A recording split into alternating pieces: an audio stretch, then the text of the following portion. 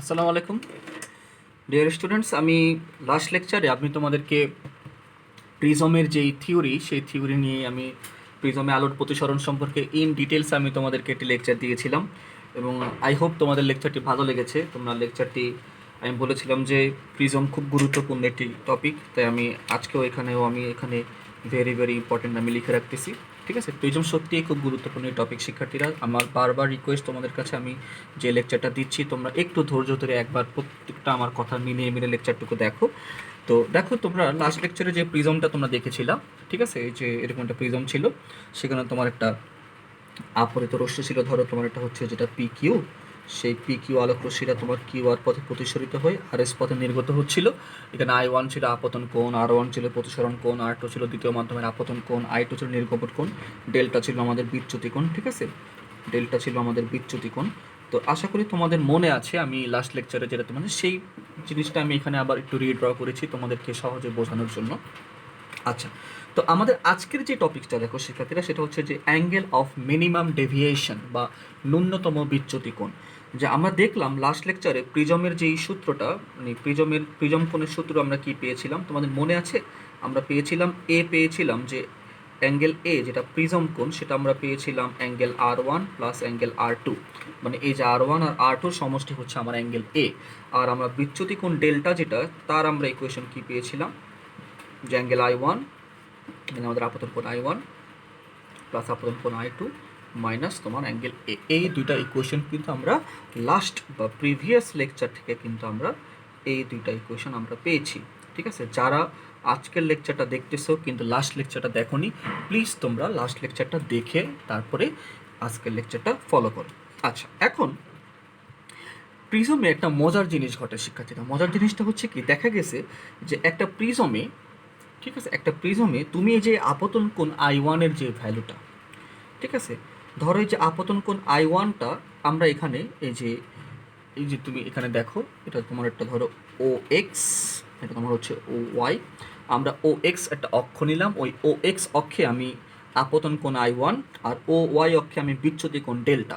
আমি আপতন কোণের সাথে বিভিন্ন পরীক্ষা নিরীক্ষার মাধ্যমে আপতন কোণের সাথে বিচ্যুত কোণের একটা সম্পর্ক পাওয়া গিয়েছে। সম্পর্কটা হচ্ছে কি, আপতন কোণ যখন বাড়ানো হয় না শিক্ষার্থীরা, আপতন কোণ তুমি যত বাড়াবা তোমার বিচ্যুতি কোণের মানটা আস্তে আস্তে কমতে থাকে। কথাটা বুঝো, আপতন কোণ যত বাড়ানো হয় বিচ্যুতি কোণের মান আস্তে আস্তে বাড়তে থাকে। তাহলে আমরা এখানে একটা ডিসিশন, আমি যেটা তোমাদেরকে প্রথমে দেখাচ্ছি, যে ডিসিশনটা হচ্ছে যে প্রথমে আপতন কোণের মান, ঠিক আছে, আপতন কোণের মান বৃদ্ধি করার সাথে সাথে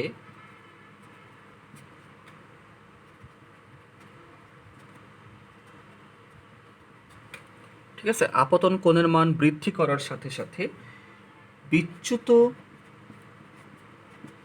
বা বিচ্যুতি কোণের মান কমতে থাকে।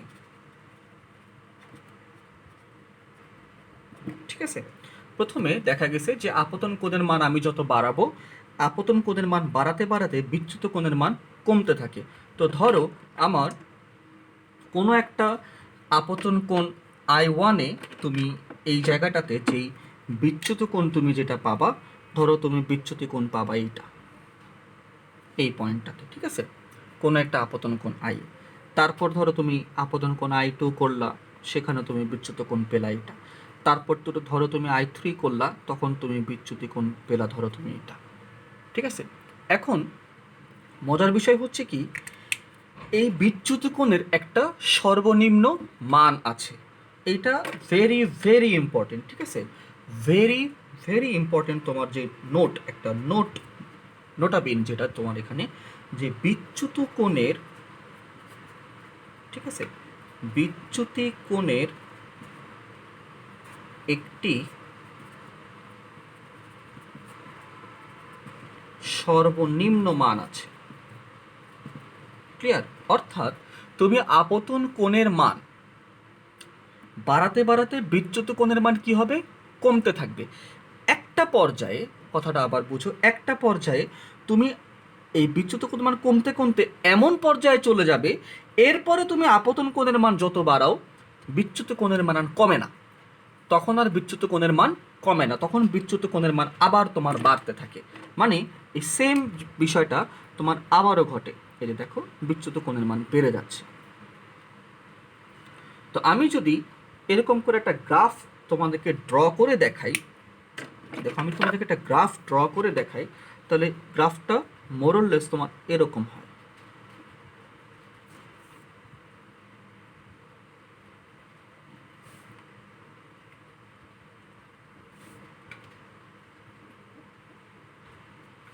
ঠিক আছে, গ্রাফটা মোরলেস এরকম হয়।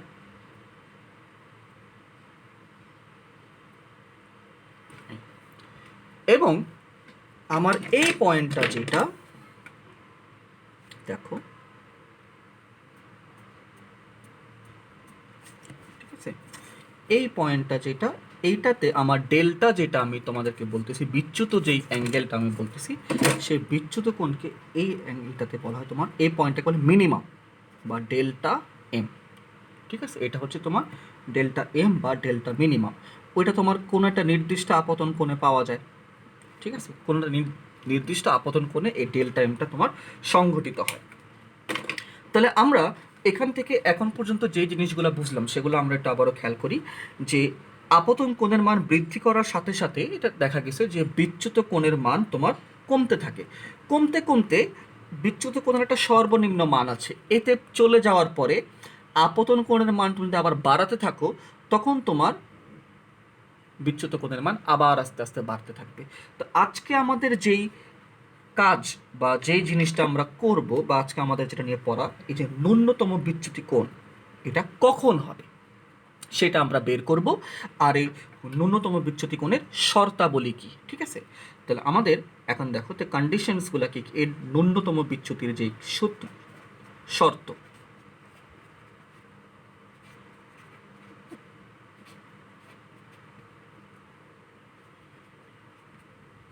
দেখো ন্যূনতম বিচ্যুতির দুইটা শর্ত আছে। এক, তোমার যে আপতন কোণ সমান সমান হতে হয় নির্গমন কোণ। ওকে, আপতন কোণ সমান সমান তোমার হতে হয় নির্গমন কোণ, অর্থাৎ I1 ইজ ইকুয়াল টু হতে হয় তোমার I2। আর দুই নম্বরে হচ্ছে তোমার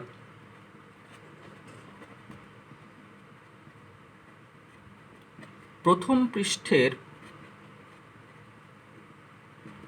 প্রতিসরণ কোণ R1, এই যে আমাদের এই অ্যাঙ্গেলটা দেখো শিক্ষার্থীরা, যে R1 তোমরা জানো R1 কি, আমি লাস্ট লেকচারে এগুলো ইন ডিটেইলস আমি আলোচনা করেছি। প্রথম পৃষ্ঠের প্রতিসরণ কোণ R1 এবং দ্বিতীয় পৃষ্ঠের আপতন কোণ R2 সমান হবে, অর্থাৎ R1 ইজ ইকুয়াল টু তোমার R2 হবে। এই দুইটা শর্ত, মানে এই যে দেখো প্রথম পৃষ্ঠের যেটা তোমার প্রতিসরণ কোণ R1, আর যে এটা এসি আমার দ্বিতীয় পৃষ্ঠ না, এই এসি পৃষ্ঠের যেটা আপতিত রশ্মি মানে QR, এটা এসি পৃষ্ঠে আপতিত রশ্মি হিসেবে কাজ করে R2। লাস্ট লেকচারটা তোমার থেকে তোমরা এটা জানার কথা। এই দুইটা অ্যাঙ্গেল মানে তোমার কন্ডিশনস হচ্ছে বেসিক্যালি তোমার এই দুইটা, একটা হচ্ছে I1 is equal two I2 হতে হবে, আর R1 ইজ ইকুয়াল টু তোমার R2 হতে হবে। এই দুইটা কন্ডিশনে তোমার প্রিজমে ন্যূনতম বিচ্যুতি হবে। ঠিক আছে, আচ্ছা এখন দেখো, যেহেতু প্রিজমের ন্যূনতম বিচ্যুতি হলো এই দুইটা শর্তে, তাহলে আমাদের অ্যাঙ্গেলগুলো চেঞ্জ হয়ে যাবে না? আমাদের যে ইকুয়েশনগুলো, সেই ইকুয়েশনগুলোতে কি ঘটনা ঘটবে আমরা একটু এখানে খেয়াল করি। দেখো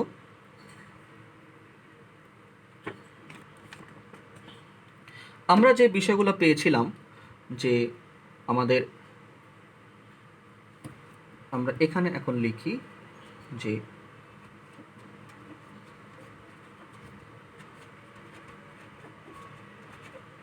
ন্যূনতম বিচ্যুতিতে, ওকে, অ্যাঙ্গেল এ এটা কি তোমার angle R1 plus angle R2 ছিল, বাট ন্যূনতম বিচ্যুতিতে R1 সমান সমান R2, তাহলে R2কে আমরা R1 লিখতে পারি, অতএব তোমার 2 অ্যাঙ্গেল R1, ঠিক আছে? অর্থাৎ এখান থেকে লেখা যায় যে তোমার R1 is equal to angle A by 2। এটা আমার একটা equation, R1 is equal to angle A divided by 2। তারপর দেখো ন্যূনতম বিচ্যুতিতে ডেল্টা কি হয়ে যাবে? ডেল্টা মিনিমাম, তাই না? এই যে আমার ডেল্টা কি হয়ে যাচ্ছে? Delta minimum. তো ডেল্টা মিনিমাম যদি হয় তখন আবার তোমার I1 আর I2 কিন্তু সমান হয়ে যায়। তো তখন তুমি লিখতে পারবা I1 প্লাস I1, মানে তুমি এখানে আর I2 রাখবা না, তুমি I2কে কি লিখে ফেলবা? তুমি I2কে লিখে ফেলবা I1, আর মাইনাস হচ্ছে তোমার এ। অর্থাৎ এখান থেকে তুমি লিখতে পারতেছো ডেল্টা এম হচ্ছে, ডেল্টা এমকে তুমি লিখতে পারছো যে টোয়াইস I1 মাইনাস এ। অর্থাৎ আমরা লিখতে পারি, এখান থেকে লিখতে পারি যে I1 is equal to A plus delta M by 2। এটা হচ্ছে আমার ইকুয়েশন 2। এই দুইটা ইকুয়েশন কিন্তু আমরা শিক্ষার্থীরা ন্যূনতম বিচ্যুতিতে আমরা পাচ্ছি। ওকে, আচ্ছা, এখন মজার যে বিষয়টা তুমি খেয়াল করো, আমার এই জায়গাটা কি ছিল শিক্ষার্থীরা? এটা ছিল আমার বায়ু, এটা ছিল আমার কাচ, আবার এই পাশে আমার কি ছিল? বায়ু, তাই না? এই পাশে আমার আবার ছিল বায়ু। তো ধরো তুমি, এটা হচ্ছে এটা আমাদের কাচ, ঠিক আছে? এই জায়গাটা হচ্ছে আমাদের কাচ। আমরা এইখানে এখন একটা আমরা নোটস লিখি যে, ঠিক আছে, আমরা একটা নোটস এখানে লিখি যে ধরি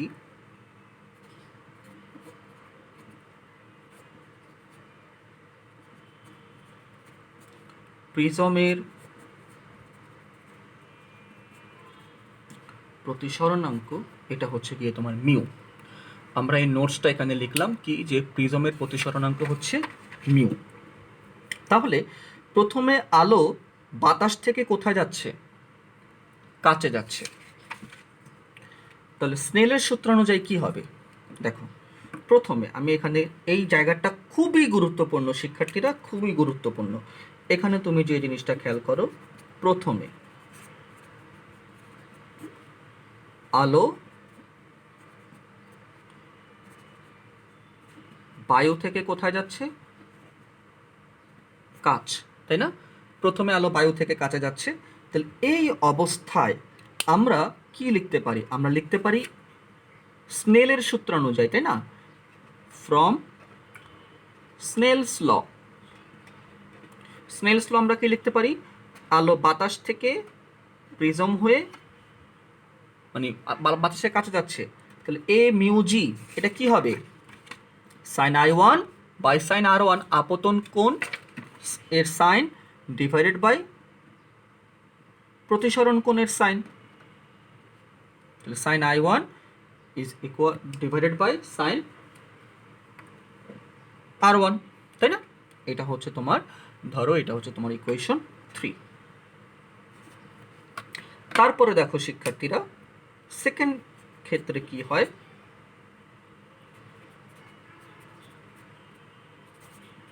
দেখো পরবর্তীতে আলো এখন তোমার কাছ থেকে কোথায় যাবে? বায়ু, তাই না? এখন আলো কিন্তু তোমার কাছ হয়ে বায়ুতে যাচ্ছে। ভালোভাবে খেয়াল করো, এখন আলো কাছ হয়ে কিন্তু বায়ুতে যাচ্ছে। তার মানে, আর এখন আপতন কোন, সরি, আপতিত রশ্মি কোনটা? এখন কিন্তু আপতিত রশ্মি কিউ আর প্রতিসরিত রশ্মি আর এস। তাহলে এই জায়গায় আমরা লিখব যে প্লাস মিউ এ, কারণ আলো কাছ থেকে বাতাসে যাচ্ছে, আর তখন আপতন কোণ কি? R2, তাই না?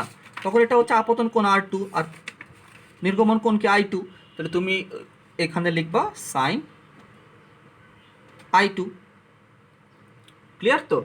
তো এই জায়গাটাতে এখন দেখো আমরা, এটা হচ্ছে আমাদের ইকুয়েশন 4, এটা হচ্ছে আমাদের ইকুয়েশন 4। এবার এখন আমরা একটা কাজ করি। দেখো আমরা জানি কি, যে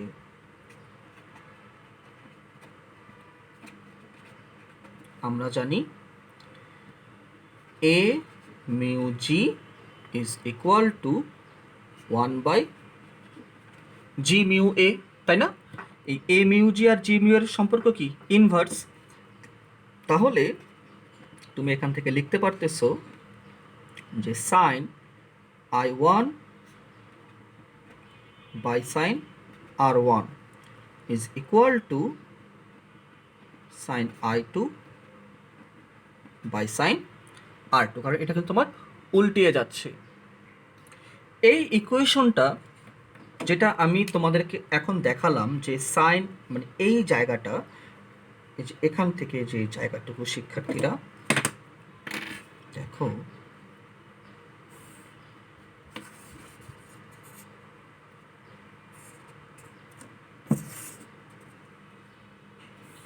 এই পুরো জায়গাটা, এইটা ভেরি ভেরি ইম্পর্টেন্ট একটা কনসেপ্ট। আমরা যখন ক্রিয়েটিভ কোশ্চেন সলভ করব, ঠিক আছে, আমরা যখন ক্রিয়েটিভ কোশ্চেন সলভ করব তখন তুমি দেখবা আমি তোমাদেরকে এখন এই যে এই কনসেপ্টটা, এই যে এখান থেকে এই কনসেপ্টটা যে আমি তোমাদেরকে বুঝালাম, এটা আমার লাগবে, ঠিক আছে? আমি তাই এটা আজকে যখন আমি থিওরিটা পড়ালাম, সেই থিওরিতে আমি এটা তোমাদেরকে দেখিয়ে দিলাম। ওকে, তোমরা এই জায়গাটা মাথায় রাখবা। এটা আমি আজকে পড়াচ্ছি, বাট এটা লাগবে কিন্তু পরবর্তীতে আমরা যখন সিকিউ কোশ্চেন করব, তুমি দেখবা। আচ্ছা, আর এখন আমরা এই জায়গা থেকে দেখো 3 নম্বর ইকুয়েশন থেকে যদি আমরা আসি, ঠিক আছে, যে ফ্রম 3, আমরা দেখো ফ্রম 3 যে ইকুয়েশন থেকে আমরা কি পাচ্ছি, যে এ মিউ জি, এ মিউ জি কি বায়ুর সাপেক্ষে কাচের প্রতিসরণাঙ্ক, তাই না? বায়ুর সাপেক্ষে কাচের প্রতিসরণাঙ্ক, এটাকেই বলা যায় কিন্তু প্রিজমের প্রতিসরণাঙ্ক মিউ। মানে এ মিউ জিকেই তুমি বেসিক্যালি বলতে পারো মিউ বা প্রিজমের প্রতিসরণাঙ্ক। সেটা কি হচ্ছে তোমার sign I1 by sine R1, বা মিউ ইজ ইকুয়াল টু, এখন দেখো I1 এর ভ্যালু কি শিক্ষার্থীরা? 2 নং থেকে a plus delta M by 2, তাহলে sine a plus delta M by 2। আর দেখো সাইন R1 এর ভ্যালু কি শিক্ষার্থীরা? a বাই 2, এটা হচ্ছে সাইন a বাই 2। ওকে, তো এখানে আমি তোমাদেরকে তাহলে বলতেছি কোনটা কি, আমাদের কোনটা কি সেটা বলতে হবে। মিউ হচ্ছে কি? মিউ হচ্ছে প্রিজমের প্রতিসরণাঙ্ক, ঠিক আছে? বায়ুর সাপেক্ষে কাচের প্রতিসরণাঙ্কটাই, বায়ুর সাপেক্ষে কাচের প্রতিসরণাঙ্কটাই প্রিজমের প্রতিসরণাঙ্ক মিউ। তো এখানে তোমরা নার্ভাস হয়েও না প্লিজ। তো এই হচ্ছে আমাদের ফাইনাল যেই সমীকরণ, ঠিক আছে, এটা হচ্ছে আমাদের ফাইনাল সমীকরণ। এই যে আমি তোমাদেরকে এখানে লিখে দিলাম এইটা।